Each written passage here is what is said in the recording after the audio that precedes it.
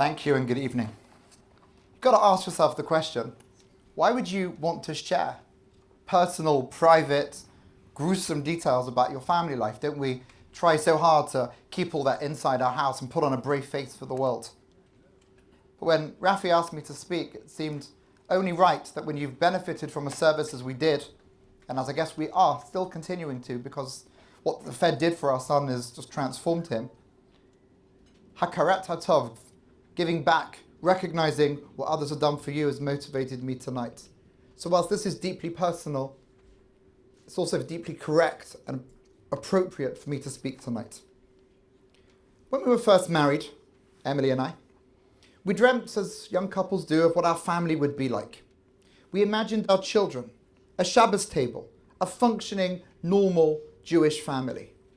And thank God, that's largely how it turned out. Until our fourth child was born. Then things took an unexpected turn. From a young age, his behaviour was erratic and odd, strange. His interactions with his siblings were difficult. Often, it was like a volcano waiting to explode, to erupt, and at times, he did with violent force. Eventually, we discovered that he was on the autistic spectrum and had ADHD, sensory processing difficulties. I'm going to add a word, very high levels of anxiety. No parent dreams that they will have a child with additional needs. It's not one of your tick box things you want. Parenting books are wonderful, but they're geared to children who fit neatly into little boxes that you can put them on the naughty step. You can swaddle them when they're born and they'll just lie perfectly in their cot and won't make any noises. But they don't work when you've got someone who's got additional needs. Parenting such a child challenges you deeply. On the one hand, a sense of loss. We dreamt for a certain type of child and we didn't get that one, so why did we have to experience that? In parentheses, we've also in the last 2 years experienced the loss of a child. So on the one hand, the loss of our 15-year-old son 2 years ago affects us more deeply, but the same question is asked. We can perhaps see it now in a slightly different perspective. You mourn the loss of the child they will be, never be the one you want. You feel guilty, you feel humiliated. Frequently, you face disapproving looks from strangers as your child has a meltdown somewhere with that, oh, why can't they just control their child? Why didn't they do what we are doing for our child? Dealing with the confused cries of a brother or a sister who don't understand why they're the target of violence as the meltdown begins, as the volcano erupts. And that was unfortunately a regular occurrence in our home. My daughter's nose was broken as we tried to restrain our son one Shabbos. I don't think there was any intent at that moment, but the volcano in his brain had erupted and he was no longer in control. Or when he let go of the chair that he was threatening to throw down the stairs and it smashed me in the chest, breaking my ribs. If you've ever had broken ribs, that pain goes on for weeks. It's not like some people are nodding. It takes a while. When I had to ask colleagues at school could you just bend down for the photocopy and put some more paper in it because it actually hurts me to move? And, oh, what's wrong? Oh, my autistic child threw a chair down the stairs and broke my rib. It's not a conversation you ever imagine happening. Or when we had to keep our knives locked in a box because after calling the police on him, because that's what we needed to do to satisfy the psychologists and the psychiatrists at Bury to show that we were being good parents, all dangerous implements had to go in that box because we didn't know if or when the meltdown would happen and he wasn't able to think rationally in that moment and our lives would be in danger. I'm a rabbi, I have lots and lots of books.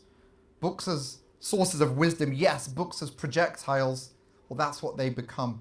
When a thick volume of a Chumash book or a Siddur gets thrown at you with a force that's violent and energetic, you spend your time cowering in the corner of your kitchen, protecting your children. So when an autistic child has a meltdown, they're no longer in control of what they're doing. And with every explosion, you blame yourself because you cannot understand why they're doing that, what you've done wrong, and how perhaps you could avoid it next time. School? School was great. Well, for the first 12 seconds after I collected him, and then all that pent-up anxiety and frustration that he felt during the day because he's a really good kid and he didn't want to let anybody down and he didn't want to disappoint and never get into trouble. So when I collected him from school in the playground 12 seconds later when he felt relaxed, it was kaboom. And you couldn't talk to him and you couldn't make sense of things. So he'd explode with all the anger and frustration that he'd held back, literally like floodwaters bursting a gate. So we felt we were suffocating, overwhelmed, pushed to our limits. On a human level, you wonder, and the statistics are there. Families fall apart when they're in crisis, and there was no way we were going to do that. But we needed help. By year 6, he was out of school, wouldn't return. That episode with the breaking of the nose was on the Shabbat, right after the Friday when his school went back for one day in year 6. He never returned again. Couldn't cope. 12 months were spent at home. You can't leave a kid at home on their own, so my wife had to stay at home. At times I had to take time off to stay at home. How do you fill someone's day with activities to keep them occupied and fulfilled when they're struggling? And that's when we landed in the Fed. Island, these angels that just enveloped our lives. Thank God they came into our lives. Support workers, this is my language, literally little angels that entered our lives. So he began to attend the Fed's Children's Centre. No, it wasn't easy. He would sit in the car park and we would be like, oh, just get out the car so we can have 2 hours. We love him. We loved him then, but we were desperate. And at times he wouldn't get out the car until the angels came and took him out the car. Not violently, of course, but they persuaded him. And he would always come home with a smile and satisfied.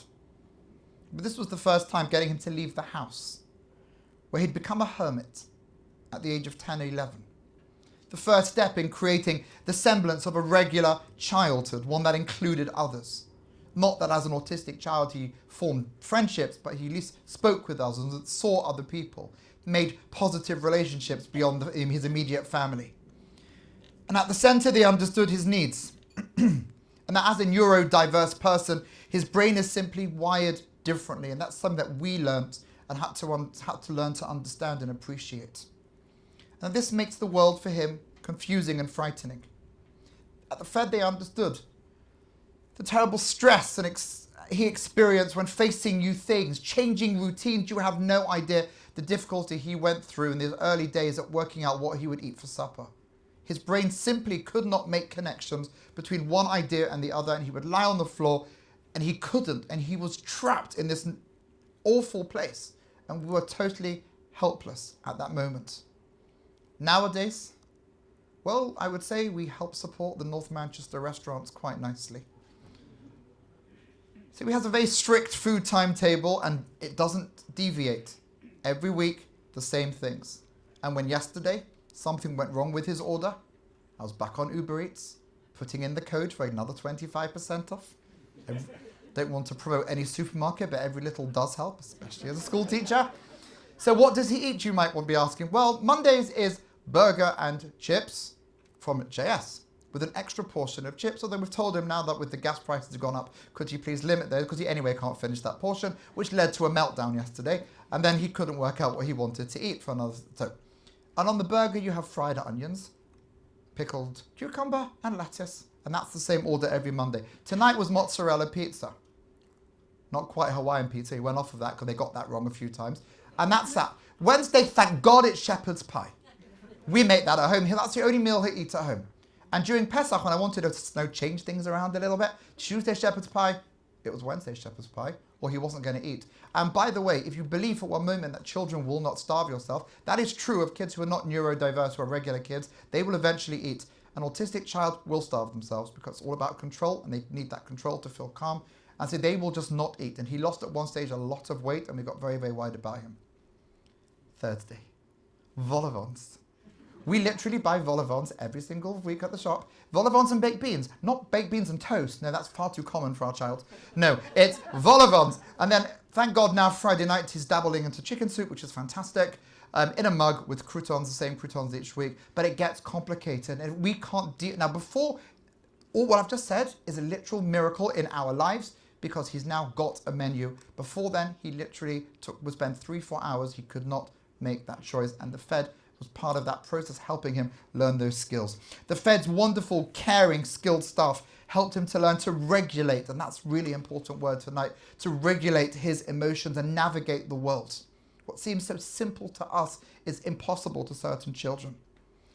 And that required enormous courage on his behalf, and still does.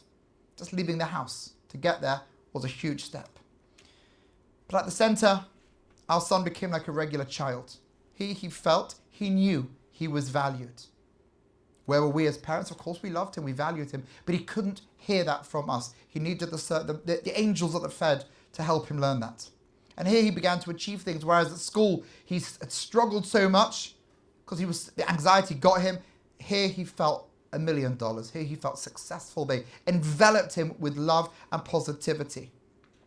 And we watched him grow. And we saw him form positive relationships. The love and attention that he gave our child was unquantifiable. And he would come home feeling like a different person. But he wasn't the only one benefiting. As the Fed bus would pull up outside our home to collect him, we knew we were about to have time to breathe, time to invest in our other children, to reconnect Emily and I together, connect with the kids, give them something, allow them to have baked beans because he eats baked beans. They cannot eat baked beans. So they were allowed to be normal for us. They gave us the chance to be normal parents and a regular functioning family. And that doesn't have a value in real terms, but it does because you're giving people life. And more than that, having a child with needs, additional needs, impacts on parenting your other children. Think for a moment, how do you explain to kids who are too young to really understand the profundities of psychology or parenting, or your pedagogy approach to how you want to teach your children how to behave, that child X is different from child Y, and what they have to do is different from him? And they've struggled, and it made them angry and frustrated. We yearned to be there for all of our children, but sadly it wasn't always possible, not all the time, and it broke our hearts. Our son's time at the Fed gave us precious hours to engage with our other children, to nurture and to build or sometimes rebuild those connections. And we could leave the house when he went out.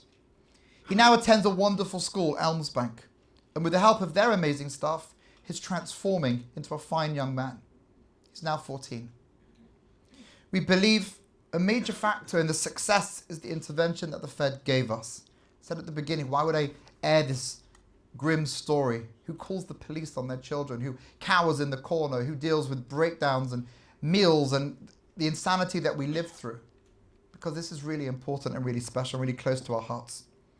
In those early years, that team of people that nourished him, picked him up, surrounded him, understood him, and gave us, his parents, practical advice, didn't judge us, made us feel normal for the abnormal life we were living through. A sense that you're not bad parents, you're not doing anything wrong, this is just what your child needs. And if others can't understand it, we're going to tell you that we understand it. When we were at our lowest ebb, the Fed swooped in. We experienced firsthand how essential, how vital the Fed is for our community, and how fortunate and blessed our community is to have this resource. Just this morning, my regular day job, I filled in references for the students in the sixth form at King David to volunteer for the Fed. Had to fill in, are they good at communicating? Well, this particular child doesn't stop speaking. And so I went, oh boy, she can talk to anybody, young or old. So please God, more will join the team. And I took time out of my free time to fill in these references, which take time because it's so important as well. They didn't just help our son. By helping one kid with additional needs, you help a family, an entire family, possibly keeping mum and dad married and the kids normal and sane and functioning and happy and living like children should. The Fed helped us achieve a much calmer and happier home life. When as donors, you help fund activity packs, play sessions, support workers' salary. It's not just that you're funding just that little bit. It's much more. You're bringing serenity, functionality to whole families and hopefully healthier and hopeful futures. That's why we're here, to encourage you to do what you've done and what we hope you will do in large amounts. If saving one life is considered in our tradition, and by the way, as an RE teacher, everyone has this teaching. So in everyone's religious tradition, if saving one life is like saving the world, then by donating tonight, you can literally save many lives. The child, the community, the family, and many worlds. Thank you very much.